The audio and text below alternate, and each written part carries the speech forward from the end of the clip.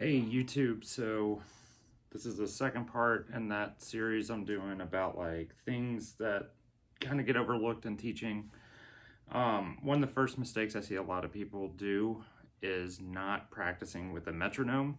So if you're not familiar with the metronome, it is basically a beat machine. So it basically keeps time and does a click for every beat. So for mine right now, I have it set to 120 beats per minute, which is about average for most music. That's kind of like my own natural rhythm. Everybody has their own tempo that they kind of fall into. And this is in 4/4/2, which is called common time. Most music is going to be in 4/4. There's tons of different time signatures though, but we'll go over that in a different video. So a metronome basically just keeps the time, keeps the beat. So when I press play on here, you'll see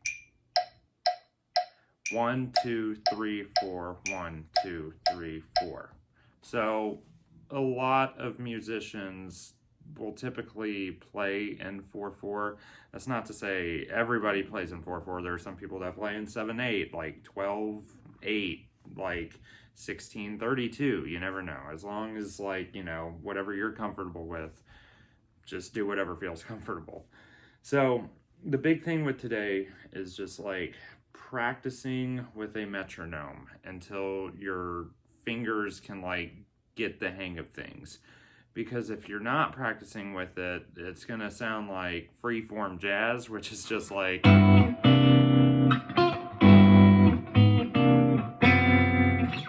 it feels like there's no set tempo.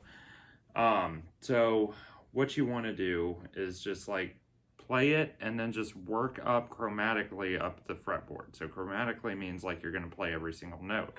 So one of the exercises I want to do today is going to be just, like I said, chromatic up the fretboard, but you're going to do 0, 1, 2, 3, 4, and do that with every string. So 0, 1, 2, 3, 4, 0, 1, 2, 3, 4, 0, 1, 2, 3, 4, 0, 1, 2, 3, 4, 0, 1, 2, 3, 4, 0, 1, 2, 3, 4. Now, what that's going to do is it's going to get your right hand and your left hand communicating properly. Because when you're just picking up guitar, one hand is always going to be better than the other. Like the hand you write with is usually going to be your strong hand, and the hand you don't write with is usually going to be your weak hand. I'm right-handed in my case, so like my left hand needed a lot of work. Like this hand was fine, it was accurate, articulate, but like this hand was very, very sloppy. To this day, it's still pretty sloppy. But it's something that, like, you have good days, you have bad days. So what we're going to do now is start with that exercise with this metronome. I usually let it do a count in first of 1, 2, 3, 4, and then you start. That way you don't feel like you're rushed in that first bar. So we'll start with that.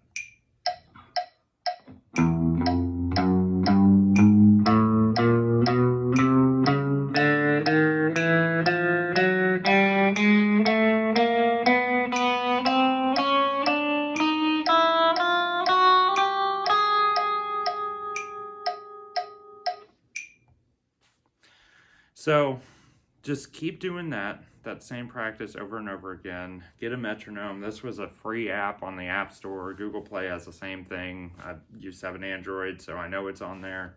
So just experiment with that. And the reason it's so important too is because if you're ever getting into like writing music or playing with others especially, you're gonna start realizing that like you need to not rush or be super slow either. You need to be right on time, and that's just because otherwise it'll sound like a mess. So using the metronome will prevent that, and you just do that literally every day until you feel comfortable, until you could like do it up to speeds like, let's say 160, like dun dun dun. 1, 2, 3, 4, 1, 2, 3, 4.